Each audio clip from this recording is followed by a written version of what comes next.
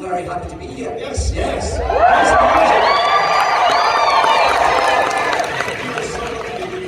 You're wild weekend with us. I know you had another show earlier. We're capping it off the best place possible, Cleveland, Ohio. I was only going to do this weekend if I could finish in Cleveland, Ohio. That's what I'm talking about. Don't tell Kansas City. It's not that we're filming it and singing it to them right now, but we are.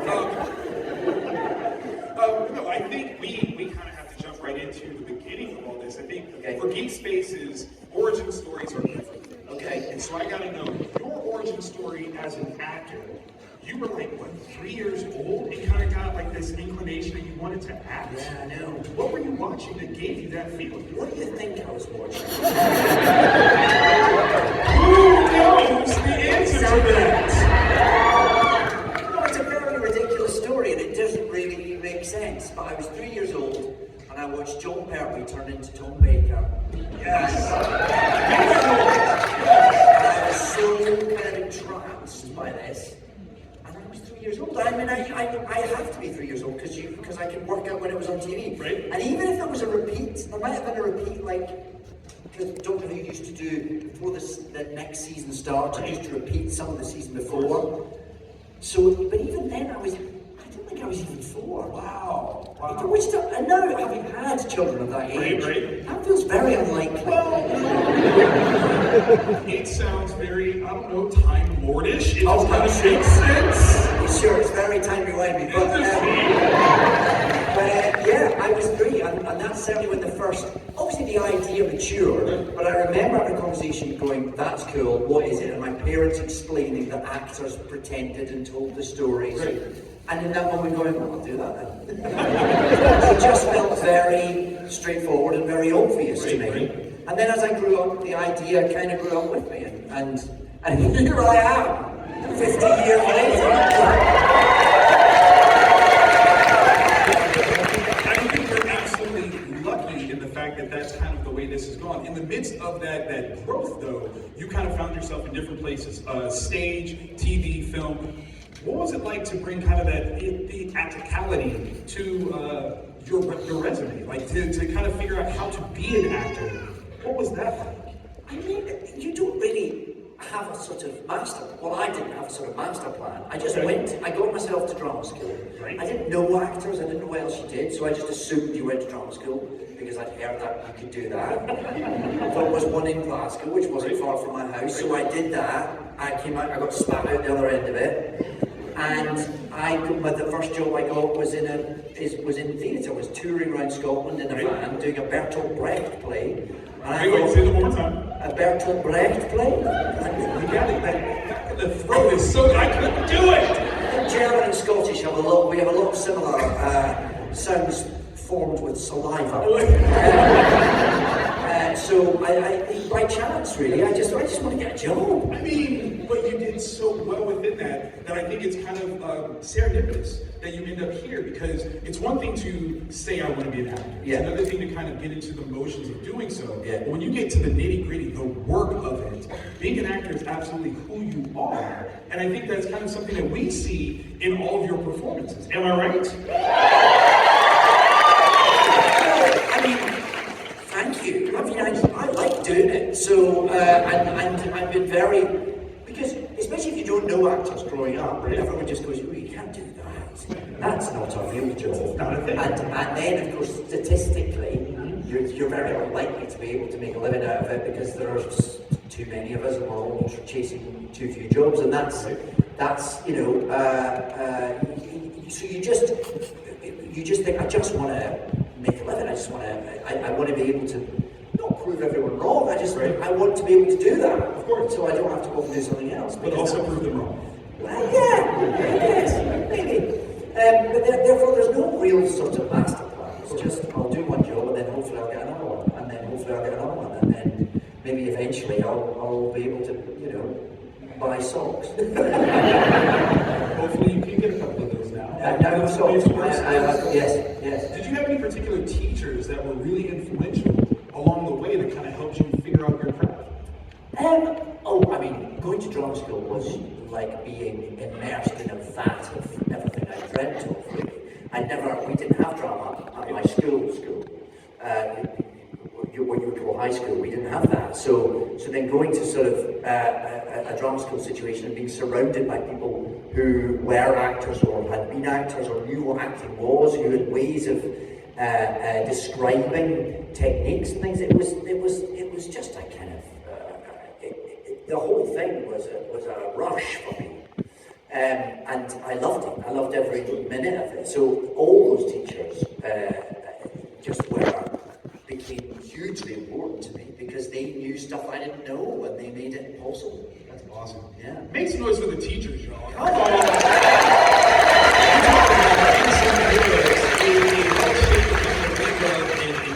They're wonderful.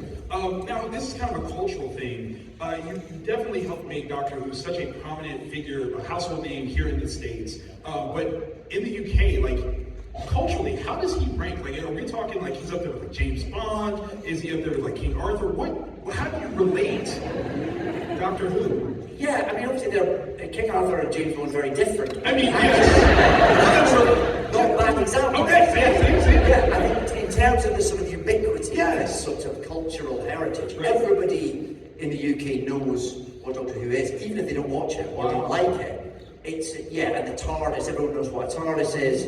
It's a shorthand for something that's bigger on the inside. That's right. Everyone knows what a Dalek is. It's just something that you grew up with. It's part of the cultural furniture, without a doubt. Yeah. I love it. Is it something where now, as you have definitely made an indelible mark on pop culture, this becomes something that young actors are like, I want to be Doctor Who one day? We often hear that with folks being cast as James Bond. Yeah. Is Doctor Who in that level now? Well, you'd have to ask. I mean, it certainly was for me. You'd have to ask sorts of young actors, I guess. I would have thought so because it feels like a significant thing. Yeah. I love it. How much was your theater work kind of necessary for your wonderful flair in theatrics in Doctor Who as the 10th Doctor specifically? I have no idea, but it's hard to join the dots, isn't it? I don't know. I don't know why. I don't know why one thing leads to another. I don't know what it is about me or things I've done that I've been informed by. It's all a bit of a kind of melting pot, really. But there is a certain theatricality. I mean, there is to the Doctor, for sure, and I did not shy away from that. So I'm very he's got flair and flourish and panache. Absolutely, absolutely. Okay. Now I've talked about some of the great things of you as a good guy, but we adore it when you're a bad guy. A couple of times in film and television, you've been a bit of a baddie. Okay. And, is there a little dark David that gets to come out and play with you? Well, it's very, look. There's definitely something about exercising, or even exorcising, the parts of you that lay dormant. Is in a safe environment. Yes. Which is kind of a little bit tantalizing. You do things that you would never do. And that you abhor. Right. But you get to go, it would feel like this to do this.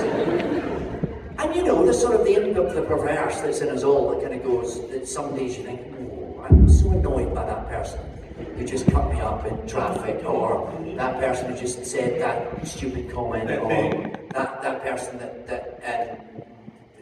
thinks it's fine to behave in a certain way. If only I were a certain type of person, I would treat them in a certain type of way. I would do these things. But I wouldn't do that.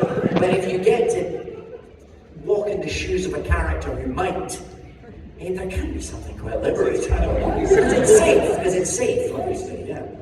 I have to very distinctly point out the Purple Man. Oh, yeah.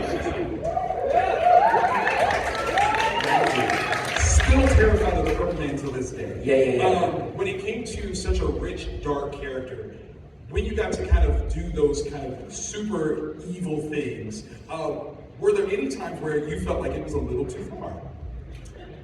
Well, it's all, of course, in the context of the very brilliant script. Of course. It was very well written, very well realised by Melissa Rosenberg and her team. Big shout out to them. Yes, who really got a way of telling a very grown-up, very dark story about a lot of very difficult issues, actually, within a sort of superhero context. The two things kind of shouldn't go together. And yet, they did it with such skill, such deftness, that actually managed to talk about some very different subjects, subjects like consent, subjects like childhood abuse, about the ways that people can be broken by the way they're treated as a child, or the way they are when someone meets someone who can be very unhealthy for them. All of which doesn't sound like the sort of material that works in a comic book show, right. But they did the two really cleverly, I think. Absolutely. So yeah, Kilgrave did some absolutely inexcusable things. Just Awful. And yet at the same time, they managed to sketch out why he might have ended up like that. So it wasn't entirely unmotivated. Because he was treated appallingly as a child. He had this thing where everything he requested of someone was immediately granted, which would ruin you. Absolutely. I think that would ruin anyone. And therefore, we don't approve of what he does, we don't condone it, but within the complexity of that story, we sort of understood how he got there. And I think that was a really brilliant bit of writing. Of course, as an actor, trying to play all that and make sense of all that, there's a lot of material there. So I think it was, I mean, yes, he's terrible, he's inexcusable, right? And yet you can kind of see how he gets there. And that, I think, that's when drama's really yes. You know, when it's kind of, you're kind of going, I hate this, but I kind of have a certain sympathy for him, which is what teaches us all. I mean, that's what art does. It helps us walk in other people's shoes, whether that's by, you know, the way a novel describes someone, or something in a painting helps us to see what it is to be someone. That's what the arts are for. They're about holding a mirror up to nature, helping us understand what it might be to be someone else. And hopefully, all that does is engender empathy and makes us all better people. I love that. You don't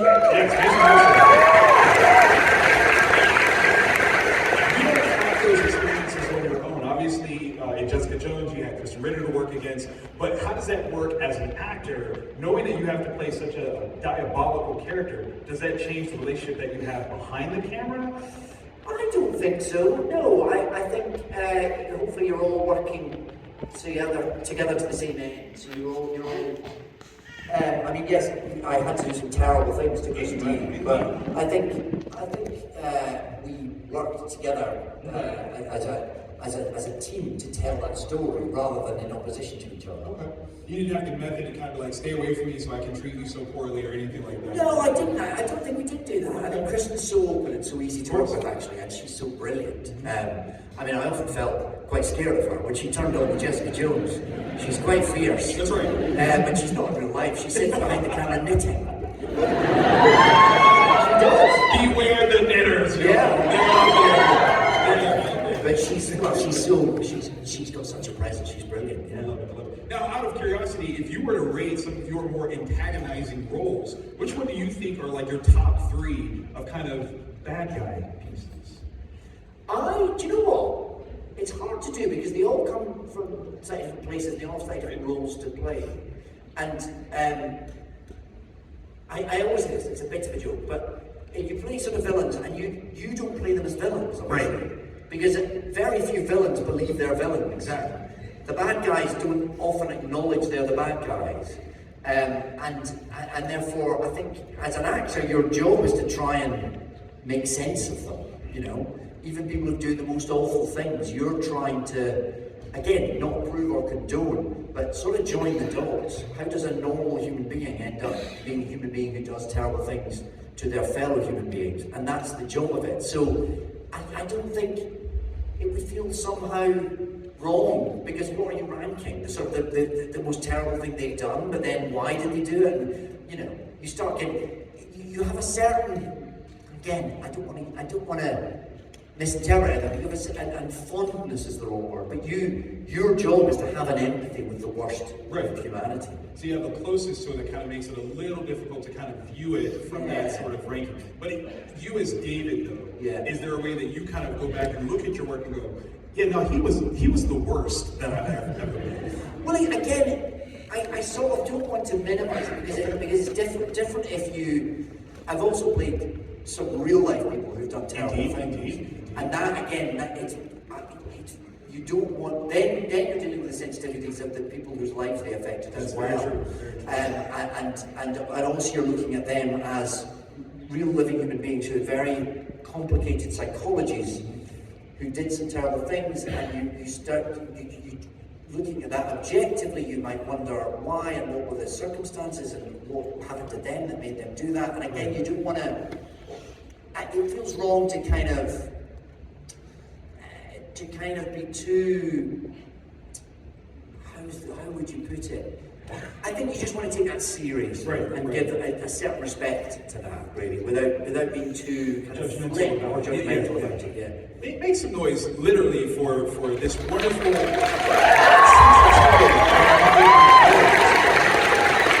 Especially when you're talking about the difference between fiction and non-fiction people. Obviously, there are people that are truly impacted. So yeah, I love that as an actor, you do take that into consideration and sincerity. To really kind of dig into something even more like serious, who do you think is the more famous Scotsman? You or Scrooge McDuck? Oh.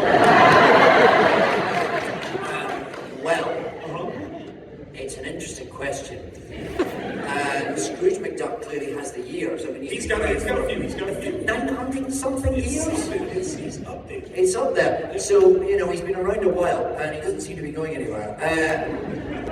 But then he doesn't live a particularly public life. He does not. So he could have been dead a long time ago. We wouldn't know. I certainly feel, having managed to merge my existence with Scrooge's existence, I think it's a sort of perfect Scottish bubble right there. Yeah. For you doing the voice work of Scrooge on DuckTales, what was that like in terms of bringing this character that has such a rich history to life and making your spin on it something new? Oh, it's great because it's such a brilliant character. Absolutely. Yeah, and to any of those sort of Disney legacy characters, they mean a lot. Yes, indeed. And to get to sort of carry that mantle for a while, you think, yeah, come on, I'm Scrooge McDuck. Yes, I am. I missed DuckTales growing up. I was sort of I was neither young enough or I sort of was a bit too old. It passed me by. And a lot of the guys who played, like Danny and Bobby and Ben, who played the nephews, yes. They're just that bit younger than me, just a tiny little bit. Months. And they were absolutely in the crosshairs they were kids when DuckTales came out the first time. So for them, it was an almost religious experience. Absolutely.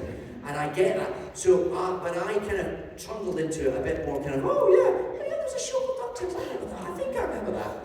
And then suddenly I realised you were carrying people's childhoods in your hands. And it felt like a great responsibility. With great power comes great responsibility. Yes, it does. It's a different But I became very pleased to be carrying that. To describe Michael Sheen's a grown man. Only a best friend can say that. Well, what's it like to kind of have this off-camera relationship with someone as well as on camera, but just kind of someone that you just vibe so well with? Well, I mean, he's so difficult. He really is. He's a lot. He's a lot. So anything you can do to stop him talking about himself, just give him a script, anything, just to kind of distract him for a minute. Okay, so he's backstage right now. And so but no, it is absolutely refreshing to see you guys kind of just enjoy life. And it's inspiring to everyone that gets to see it, and we appreciate that so very much, because a lot of times when it comes to celebs and their work, that's kind of where it lives. But to see you guys actually have this relationship beyond that is amazing. Well, it's when we hit lockdown, and then a friend of ours came up with an idea for a show that we might make over Zoom.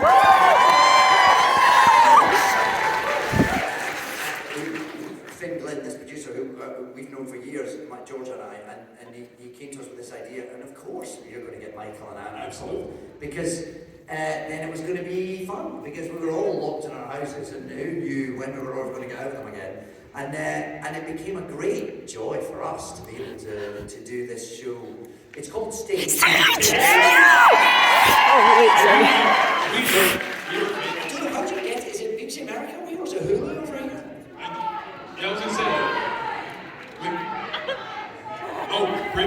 It's on BritBox as well? BritBox. Okay. BritBox. Okay. Yeah, I was gonna say, it depends on when you've watched it, on where it is. Yeah. Well, the price of a subscription alone, I would say. You are absolutely right. You are absolutely right. But that is the end of my questions. But we have some fan questions Very good. that were submitted. Hopefully, some folks are in the audience here. Kayla from Cleveland. Is Kayla in the room? Do we have a Kayla in the room? Just say There is a Kayla in the room. We're gonna find it. it may not be the right Kayla, but Right, Kayla, but whatever. Okay, that's what. She said, "I'm your Kayla now." Okay, so the question is, what was the most emotionally challenging scene for you to film as the Doctor, and how did that moment impact your understanding of the character? Man. Way to do it, Kayla. The room just turned on you, Kayla. I'm sorry. I mean, there were a few. Yeah. Obviously, there were a few. Bad Wolf Bay with roses. I mean, that's a lot. That's a lot. One of the most difficult ones to shoot, actually, because we shot that first season out of sequence. Okay. And the last thing we did was the very end of Satan Pit. If anyone remembers that. And then that episode ends with the Doctor and Rose flying away, and it was the last scene that Billy and I shot together. Right. And it'd been a bigger thing, coming into that show, and she'd obviously been part of it already. We'd already filmed her farewell scene. We filmed this episode of Autumn. And the last thing that happens is we're on an intercom to the base, and someone says, where are you two? And we say, the stuff of legends. And pull a big leap out. And that was the last thing we shot together. Wow. And that was quite emotional, just that moment, because I knew that I was staying, Billy was going, and she'd been such a sort of significant part of joining this big machine of a show. Yes. And she, held my hand all the way. So to know that I was going to be shooting it without her felt like a lot. That was before I met Freema, before I knew what was going to happen next. So that was quite tough. And then I guess at the other end of it, sort of saying goodbye to it and saying that moment when the Doctor wakes up and he hears.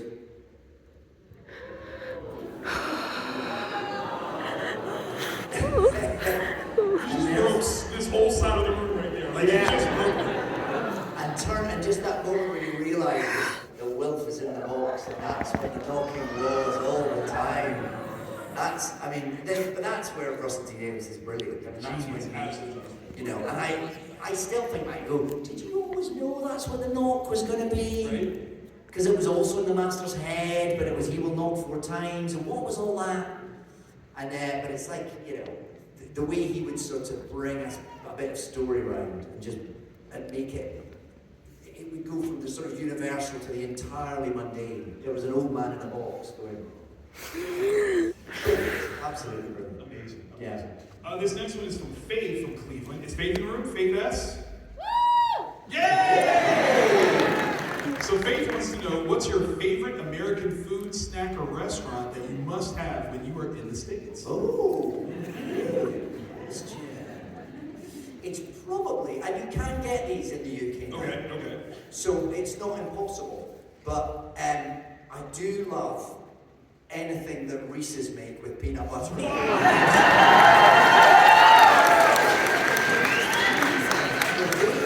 guys mainline peanut butter as one of the kind of standard flavours in life. That's right. There's sort of sweet, salt, sour, and peanut butter. Yes. That's it. And I am here for that. And we're beginning to do it in the UK. We've kind of got that it's quite a good thing. But there's something about it. And if you take some peanut butter and you wrap it in chocolate, I'm yours. I don't think you really wanted to tell this crowd that, because every show that you're at, you're going to be inundated. I do love He said, bring it. Bring it on. Bring on the peanut butter enrobed in chocolate. Ensconced, y'all. Ensconce it. Yes. And it might be that there are better versions than Reese's. Other peanut butter snacks are available. Because the chocolate that Reese's use, it's not classical sort of Belgian chocolate. No, it's from Pennsylvania. Like, is that? It may not even be chocolate. Well, White Chocolate. Chocolate. What?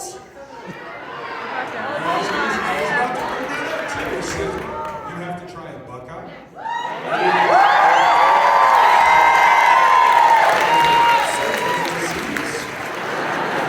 I can't sit down at the moment. Let me just describe this. It is a nugget of peanut butter, right? Okay, I'm with you so far. Right. And it's dipped ever so delicately into chocolate so that it covers almost like an egg. Oh yeah. Peanut butter is still available for you to just tantalize over. Oh my God. Just talk me through it again. A nice, thick, round, bulbous dollop. Bulbous dollop. Peanut butter. Very erotically dipped. Into a Cascading flow of chocolate. And my flow is cascading. Just enough to leave. Oh, this is so bad. The head exposed to tease and tantalize. Exposed head. It's cold. What shape is it? Like a chest. Okay, so we actually have Buckeyes here. Like it's a nut for a tree that is the state tree of Ohio. Okay. And we literally made sweets to look like it because the nut itself is poisonous. Don't eat it actually. Go for the candy. Or you will have those. You will definitely have it. Oh, I've got the Buckeyes. Yeah. I'm gonna try and find one of these.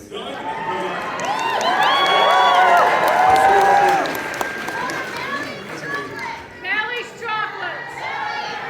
So I don't know what's been shown. Yeah, I was gonna say, write it down. Everyone's getting very excited. And give it to a crew member. We'll get it to him. We got a couple more of these. Wow. Do you work there? I feel like you should have you on the marketing team if not. All right, couple more. Okay. So this one is from Angela from Alliance, Ohio. What role have you never played but really want to? It's very hard to imagine until someone writes a script. That's fair. Because I might say, I've never played a dentist. Right? To play a dentist.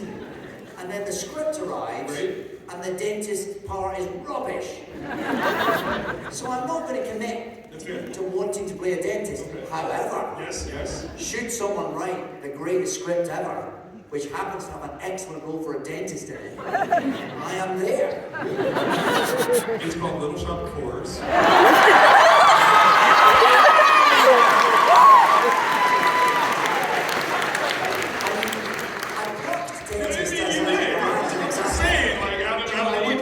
If I could sing better. No, I mean, if I was one of those people who could really sing, you know, like when the voice comes from your feet.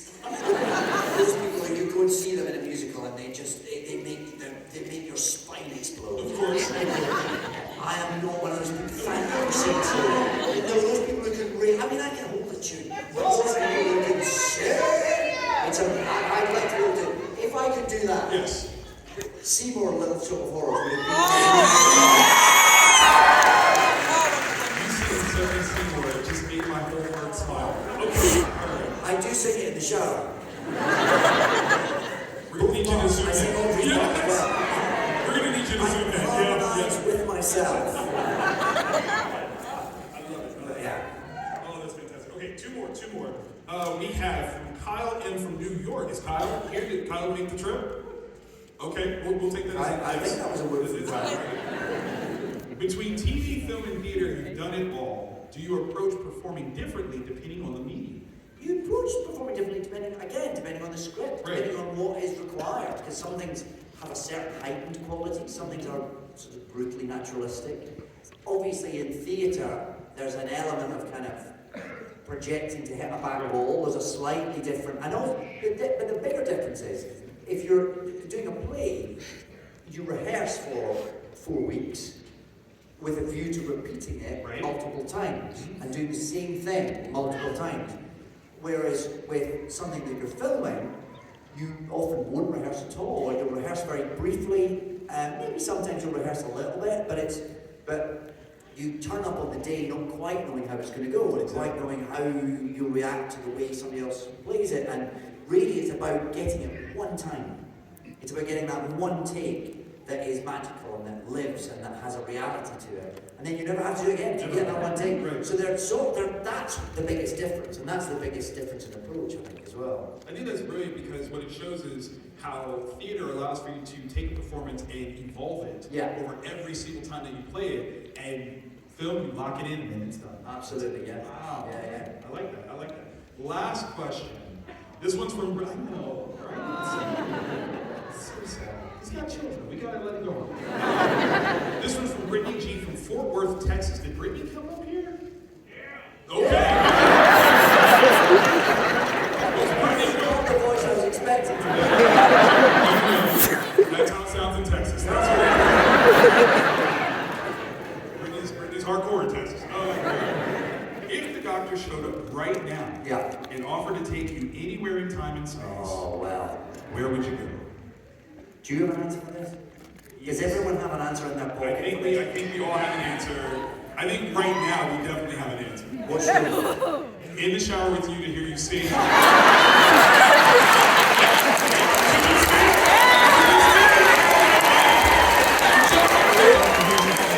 the curtain closed. We just want to hear you sing. That's it. You have to do the Audrey part. Suddenly single.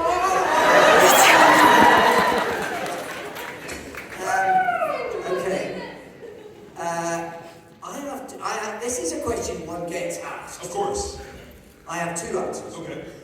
One, and they're both quite similar. They're both about, because I get sort of fascinated with things that become cultural kind of fixed points in our culture. And you think that have defined how art, music, whatever it is developed. And you think, in the moment when they first arrived, could you see it? Could you see that thing that happened was going to... It's a bit sliding doors. Yeah. Could that... So if you went back to the Cavern Club in the late 50s and saw the Beatles perform for the first time, would you go, oh, I've just seen something that's going to change the world? Right. Would it be evident? Right. Or would they be a bit out of tune and still practicing? I'd like to go there. I'd like to... And the same would be to go back to see the first ever performance of Hamlet. Wow. To see it for the first time, to see Richard Roberts, to see Shakespeare, would you be able, were the people there aware that they were witnessing something that would define the culture of the world going forward, that would define what language became, that would define what theatre became, that would define so much about the way we think about psychology, and there are all sorts of things that come from that play. Yeah. Would you have known in that moment? Or would everyone just been going around going, I want a chalk ice, I want a, I'm just nipping to the loo, tell me what happens. Or would it have felt like a big... So I'm sort of fascinated by those moments. I do believe in this moment you have proven to all of us that you truly are the 10th Doctor.